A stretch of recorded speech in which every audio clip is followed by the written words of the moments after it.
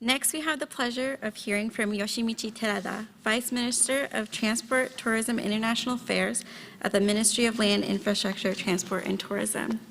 Since 1989, he has held distinguished leadership roles, including Lieutenant Governor of Niigata and Senior Deputy Director General of the Railway Bureau. With extensive international experience from his tenure at the Embassy of Japan in Spain, he now oversees Japan's global transportation and tourism policies. Please join me in welcoming Vice Minister Terada to the stage.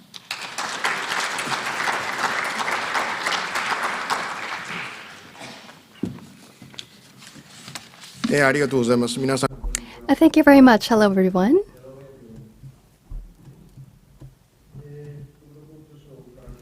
I am Terada from the Japanese Ministry of Land, Infrastructure, Transport, and Tourism. It is a great honor to speak with you today. Thank you very much. I would like to express my gratitude to Chairman Shukuri of JITTI, President Skotelis of APTA, and all others who made this symposium possible. I would also like to thank Administrator Fink of the FRA for joining us today. And I would also like to thank all the panelists who will be speaking later today as well. As our time is limited, I would like to get started right away. First, I will explain a railway investment in Japan and its impact, followed by a discussion on mega events and railway operations. Next slide, please. Earlier, this was mentioned, but Japan's first Shinkansen line opened on October 1st, 1964. It was constructed in time for the first Tokyo Olympics, which opened 9 days later on October 10th. And it is the orange line that you can see on the screen. The Shinkansen network initially covered only the Tokyo-Osaka route, which is in orange, but today it extends over 3,000 kilometers. The section of the Hokuriku Shinkansen into Nagano, which opened in 1997, was developed in time for the Nagano Olympics held in 1998. It's a little hard to see, but it's actually in the middle of the map. And again, this was in time for the Nagano Olympics. Japan was a pioneer in recognizing and leveraging the utility of high-speed rail. Its network has made an enormous contribution to the development of Japan's economy and society. Efforts to expand the network continue to this day.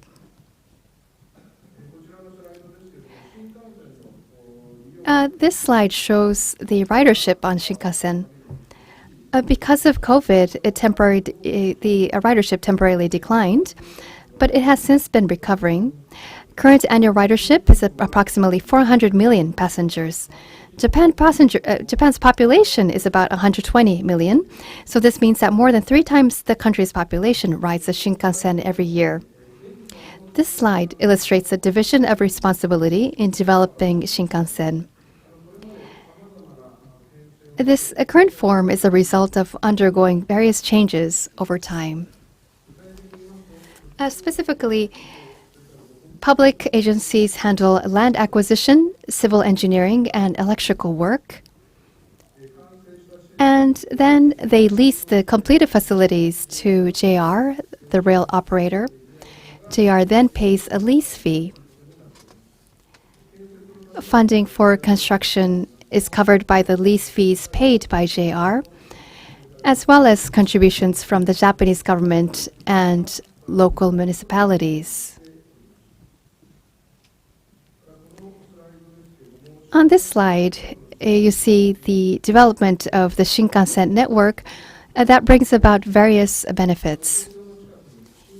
There's a station called Shin-Yokohama Station near Tokyo, and the population has increased significantly since the Shinkansen opened.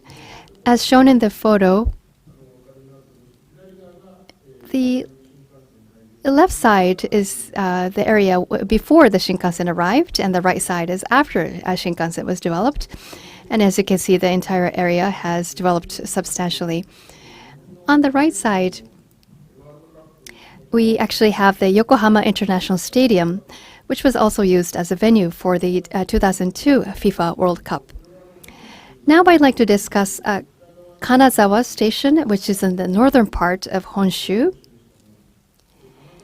In 2015, the Shinkansen was extended to Kanazawa Station. With this, the travel time from Tokyo to Kanazawa was reduced significantly.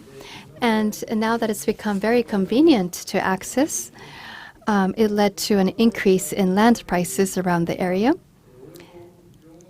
and generated an economic impact of over 400 million US dollars for Ishikawa Prefecture.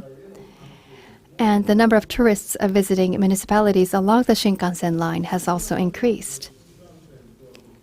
And now I'd like to talk about examples from urban transportation. Here is the Tsukuba Express. The Tsukuba Express is a 58.3 kilometer line extending from central Tokyo towards the northeastern suburbs.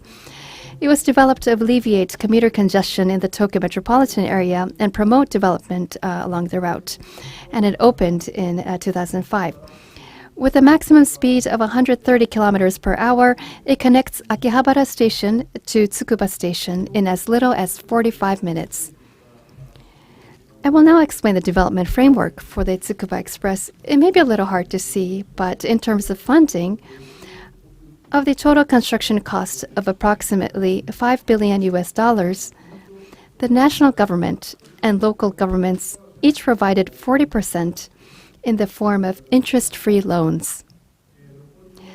The rest was covered by 14% in investment, primarily from local public entities, and 6% in debt. So that's how we work together to develop the Tsukuba Express. And we also had some special legal measures for the development. By securing land for the railway project early and reliably, railway construction and urban development moved forward in a cohesive manner. And that was all thanks to the legal measures. I will now discuss the impact that the Tsukuba Express has had on areas along the line. This photo shows Kashiwanoha Campus Station.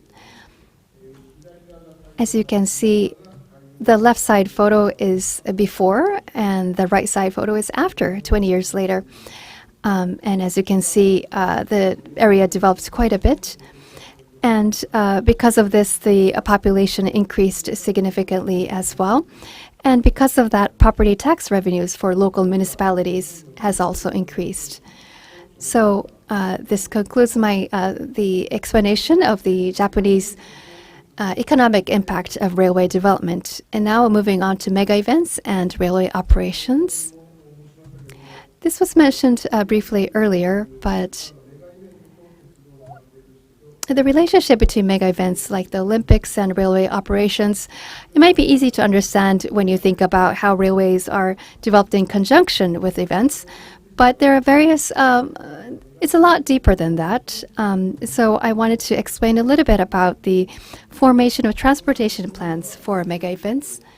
So recently, we've had the 2020 Tokyo Olympics, as well as the Expo 2025 in Osaka, Kansai. And so we think about not just the transportation of visitors, but also we want to support the local transportation in a safe and reliable manner.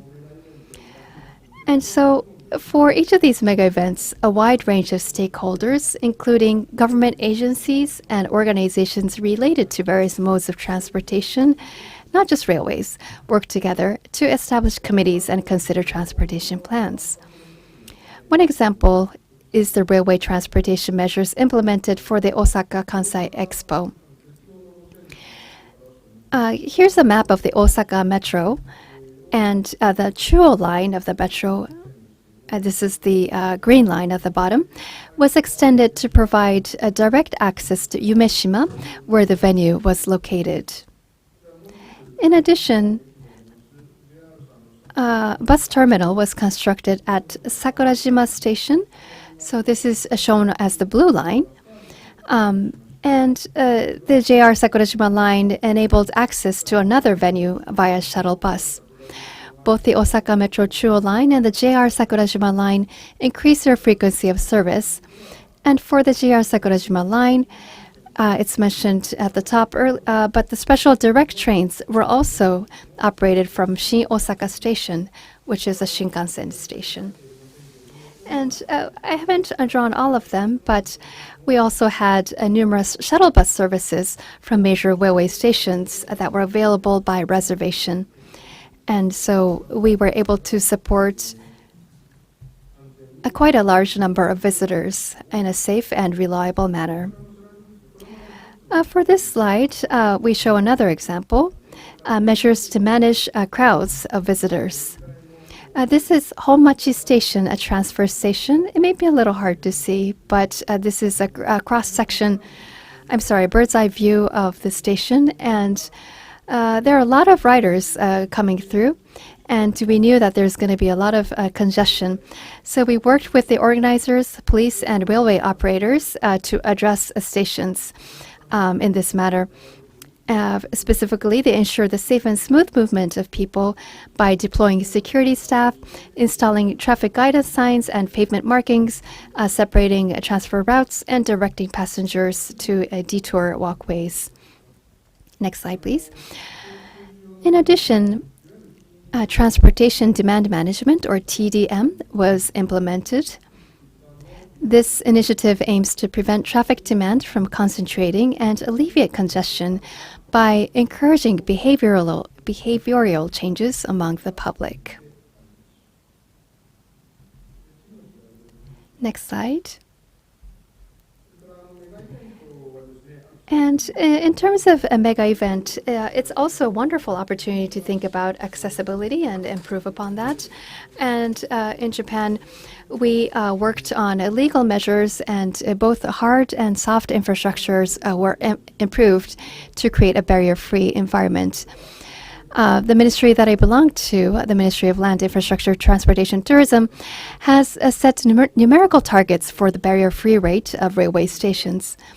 And we are also using subsidies and various systems to help that. And in terms of soft infrastructure, my ministry and railway operators are collaborating to promote public understanding. Next slide, please. During the second Tokyo Olympic and Paralympic Games, various initiatives were implemented to ensure safe and secure rail transportation, not just for the Games, but with a view towards the post-Games period. Regarding barrier-free accessibility, existing initiatives were further advanced, for example, by introducing dedicated wheelchair spaces on Shinkansen trains so that several wheelchairs can be grouped together. And we also have a diagram at the bottom of the slide, but we did something called numbering stations. And this was started before the Olympics, but we tried to strengthen it even further. And we thought it would help foreign visitors coming. We also did a multilingual signage as well. We believe that this is something that would become the legacy of the Games. This is just a pitch, but I wanted to explain a little bit about another expo that's going to be held in Japan next year. It's called Green Expo 2027. It'll start in March next year in Yokohama. So I hope you will all visit Yokohama and experience Japan's transportation systems, including the Shinkansen, railways, and buses. That concludes my presentation. I hope it has been of some use to all of you participating in the symposium. Thank you very much.